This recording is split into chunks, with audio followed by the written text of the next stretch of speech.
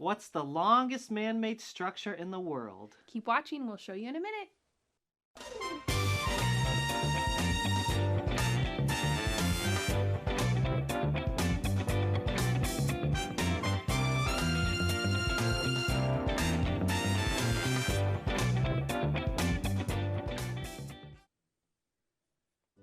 Welcome to Around the World with Joshua and Alyssa.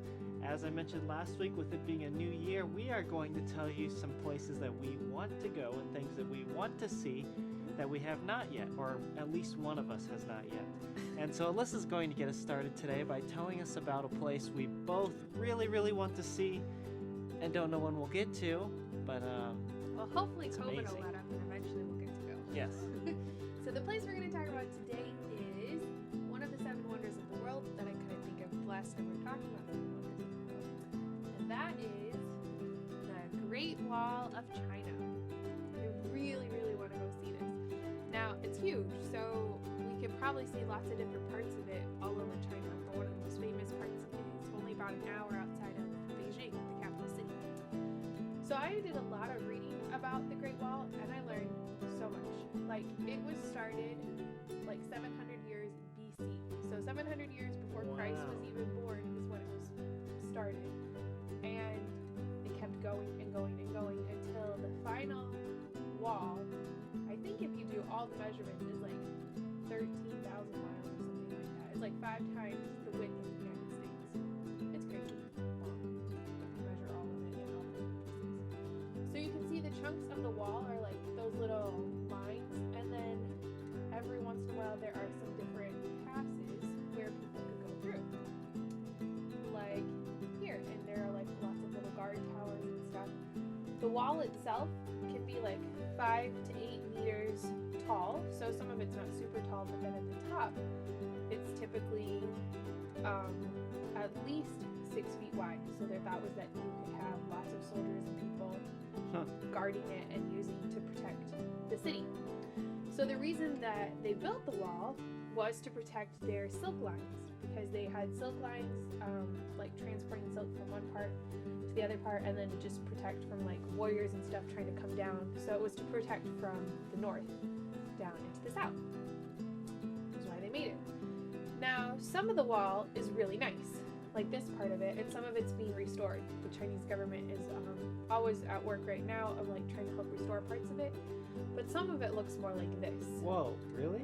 Yeah, but it's still considered part of the wall. So like the original wall was a lot of mud and stuff, but the newer chunks of wall actually have granite slab in the middle of them, so they're not going anywhere.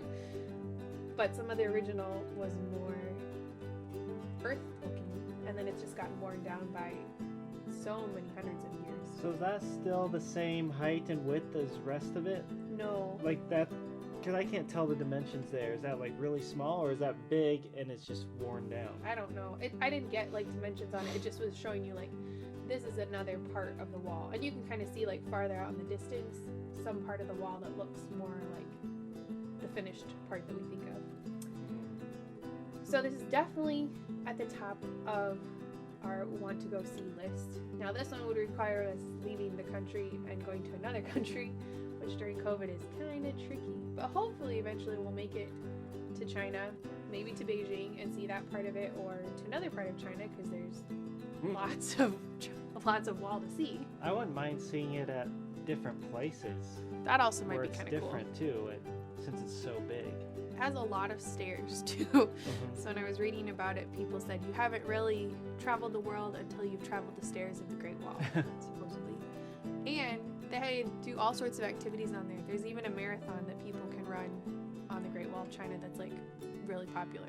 Didn't know. You could run a lot of marathons, it sounds like. Yeah, and do a lot of steps.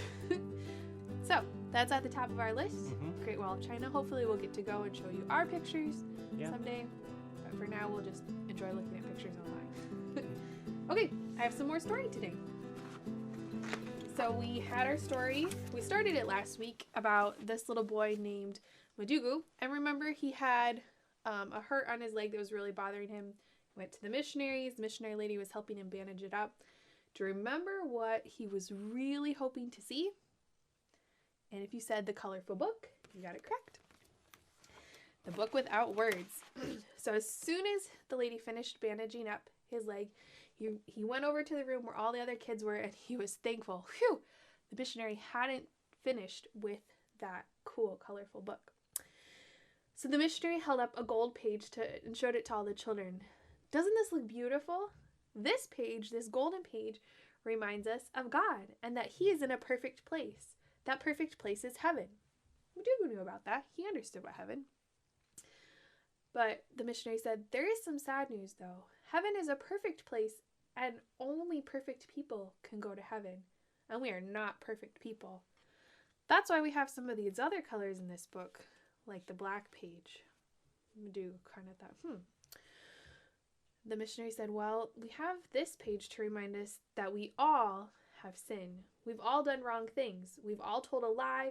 We've all taken something that doesn't belong to us. We've done something that has broken God's law, and God calls that sin. And because we have sinned, we can't go to God's perfect heaven, and we can't have a relationship with a perfect God because of our sin.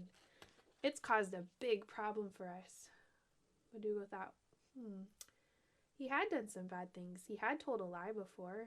He had been unkind. And he did know that. He was a sinner. He didn't match up to God either. He wasn't perfect. But the missionary went on. Now we have a red page.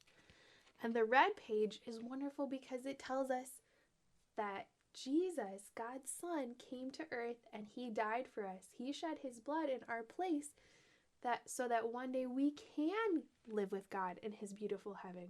Jesus' blood covers up the darkness of our sin. Because we have sinned, if we choose to trust Christ as our Savior, his blood covers that. And so then we can have a relationship with God. Dugo thought, that's interesting. I remember having some feasts before, and I remember my family will kill a ram or a lamb, and we'll see its blood, and that doesn't really take away our sin, but it's always part of our ceremonies. Now, if you've been watching a lot of our stories, we actually have talked about another story about a Muslim boy who went through that whole understanding of who Jesus was and how some things in his religion kind of are similar, but he didn't really understand all the things about who God was. But he saw that death of the ram kind of as a picture. So maybe you'll have to go back and watch some of those. And the missionary said, but there's even better news. Jesus died, but his death can give us new life. So our hearts can be white as snow.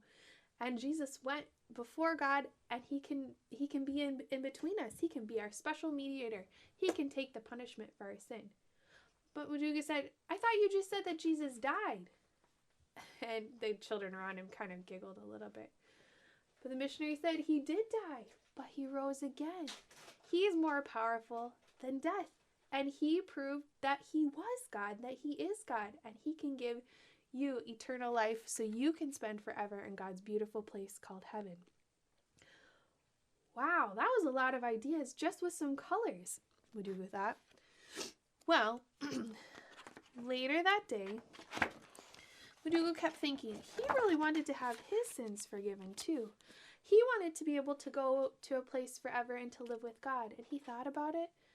And even after he got into bed, he was still thinking, Jesus did that. He did that for me. And he paid my penalty so I could know who God is and I could live with him forever. So he went to sleep and he woke up in the middle of the night and was still thinking about it. And you know what? He thought, I want my sins to be gone. I want to tell God that I'm trusting Jesus right now. So he got out of his bed and he closed his eyes and he told God what he was already believing, that he wanted to have a relationship with Jesus and that he believed that Jesus had taken away his sin. It wasn't things that he could do. It wasn't prayers that he had to say. It was that Jesus came to take his sin away. And he climbed back into bed and he was so happy. Now he would be able to spend forever with God in heaven someday. And now he would be able to talk to God whenever he wanted to. He felt so forgiven. God loved him that much that he sent Jesus to take care of his sin. Now he was going to have to see how this is going to change his life. And you're going to have to come back next week to see what happens. He made a big change. He couldn't be a Muslim anymore. now he's a Christian. So what's that going to look like with his family? Exciting stuff. Hmm. Okay, we are going to show you some missionaries and another report from 2021 and what they were able to do. And so today we are going to look at Pastor Ariel and Ina Abadiano, our friends from the Philippines who we really enjoy visiting and spending time with and getting to see what God is doing with them over there. So here is a picture of them in case you have not seen them on here before, or if you don't remember from our previous episodes. So there they are, and I asked them a few questions, and one of them was, what were some exciting things from their ministry in 2021? Well, you're going to see in our pictures a lot of these Zoom calls. Probably some of you have seen them in the past couple years on your own phones and computers. Well, Pastor Ariel has been doing a lot of those, but he's also been doing some in-person meetings. And so one of those things that they did in 2021 was over 90 online trainings with pastors and leaders in evangelism and discipleship in 23 different countries. And so these people would meet on Zoom just like this and learn how to do discipleship. Here's just another one of those pictures. He sent me a whole bunch of these screenshots of all these different Zoom meetings. They finished translation of the Story of Hope and the Way to Joy in the Thai languages. And I think one of the times we talked about them on here, we talked about how they were working on finishing those up. They started online trainings with different young professionals in various regions of the country. They conducted an online mission summit with different missionaries in the Asia countries. I like how he has San Francisco brand behind him. Yep, he's a funny guy. And they also resumed their face-to-face Bible studies with around 60 plus mothers in 6 different groups in their home. And so here's a picture of Ina Abadiano doing one of those Bible studies with mothers, and so over 60 mothers that they've been doing these with. And she's got it in Tagalog. I don't know if that's the one she's working out of, or if it's just an extra book, but that's pretty cool. Yep, so we're going to show you some other pictures too of those Tagalog Story of Hope books, which is really exciting. They also distributed clothes, school supplies, and other goods among 100 plus children and their families.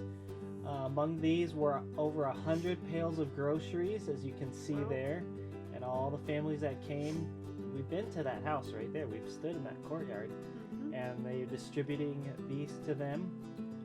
And these are people who may not have all the different blessings that we get to enjoy, and so they use this as an opportunity not only to give them school supplies and food and other gifts, but also to give them those Story of Hope books that you see in their hands so that they can do Bible studies with them. Aww, yeah. And here are all the little kids getting their Christmas gifts. And these are only about a third of the pictures he sent me of all the kids coming in and families to get their gifts. He loves pictures. Well, he's Filipino, and Filipinos love pictures. So I asked him how many people were trained this year. He said over 2,000 pastors and leaders were trained in evangelism, discipleship, church planting, and missions. And here's one of the trainings that they had in the end of September and into October. They did the good soil training that we got to do last year. And so he does that in the Philippines, and he certified people to train others as well. Right now, he has developed a training process for evangelism and discipleship where each person he trains is trained to train 5 other people, and those 5 people are supposed to train 5 other people, and this is supposed to continue for 5 generations in a period of 3 years total. And so he is working on that among several pastors. He is also doing worldview relevant evangelism, Bible storying, church planting, moving beyond the lecture, effective communication, tent making missions. He's teaching all sorts of things right now. These are things that he's doing this next year. Here is the Story of Hope in Tagalog, as Alyssa mentioned. And they have finished translating that and printing, and so now they've handed it out to all those people. Because in the past we saw pictures of them with their English ones. Now they get to have it in their heart language. And they're also working on Cebuano, which is another Filipino dialect. For 2022, he plans to launch that evangelism multiplication network that I mentioned, where one person trains 5 people and those train 5 more people. He is going to train every 2 months some young professionals in other regions in the country to do missions and English as a second language as ministry. And he's working on training 20 other missionaries for other countries in Asia. And I just wanted to end with this picture. These are kids with their kids' version of the Story of Hope. Obviously that's still in English, as you can see there. But you can see how excited they are to get their books and to learn. And that is what they are doing all the time. And when I hear what they're doing and see the pictures, I can't imagine how they do it all. But they're focused, and they love what they do, and the people there are willing to learn and to grow. And so hopefully we can see some of that happen even here in the States when it comes to evangelism and discipleship. So they're a real inspiration, but God is doing some great things through the Abadianos. Yeah, it's pretty cool. It's fun to see their story, and it's cool because I know them and I've been there. Yeah. And I've seen those places, so it's really fun to see them. And we've seen those things happening, so we know that those pictures are real and they're not made up, and those numbers are real because we've seen them actually doing it.